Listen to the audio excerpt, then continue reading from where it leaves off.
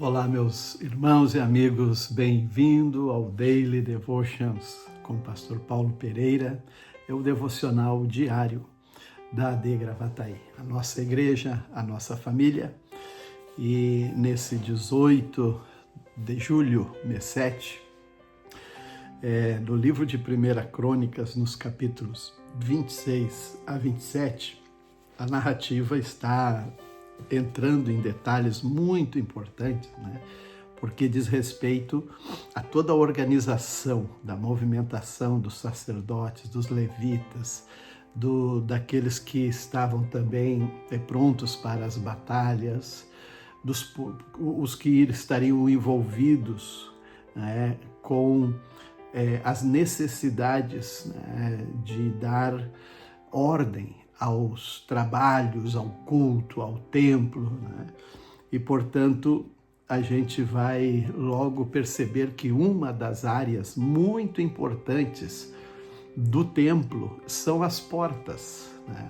As portas, na verdade, é uma também linguagem, né? E um elemento que já sempre fez parte, né, da ideia desde os tempos antigos, né?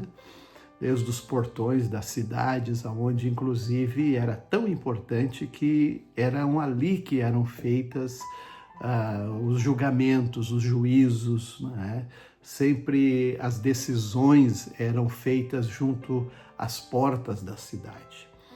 E no templo não foi diferente, foi tão importante que foi designado a porta oeste, a porta leste, né?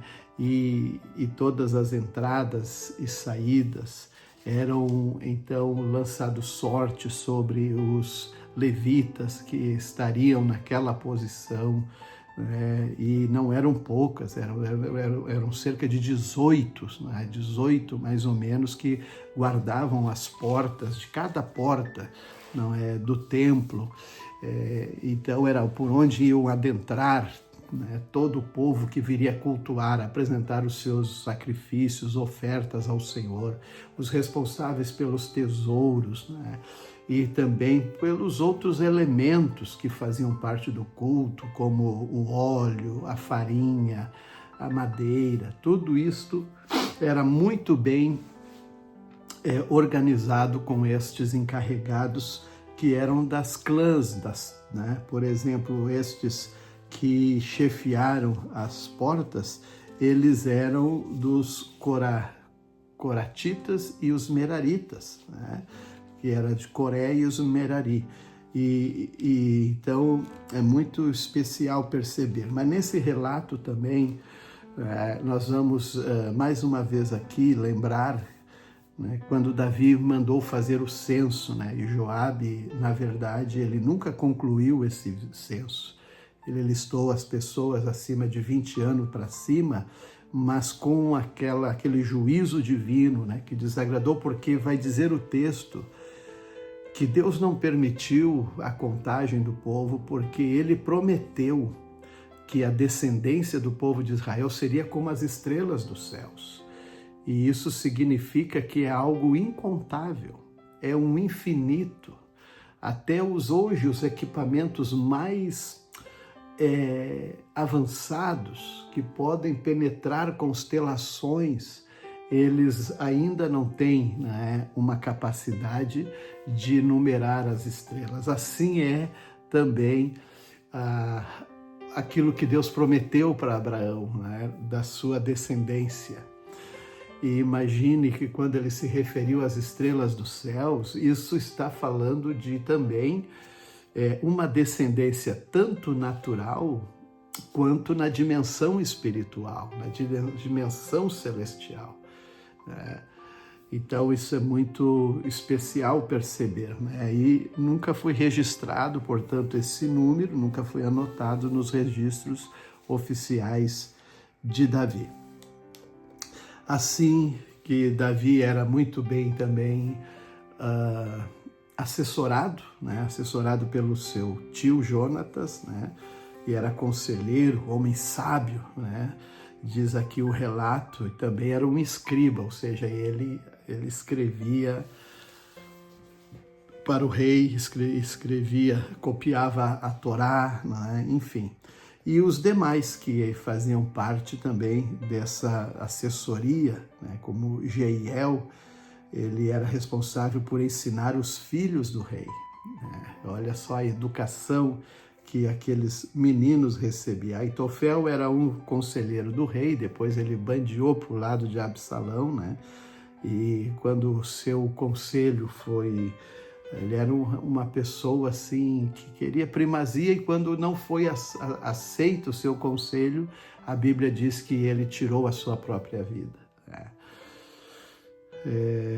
E assim também os demais, né? Como o Aitofel foi sucedido por Joiada, né? Que era filho de Benaia. Esse Benaia vai estar listado sempre como comandante da tropa de elite de Davi, né?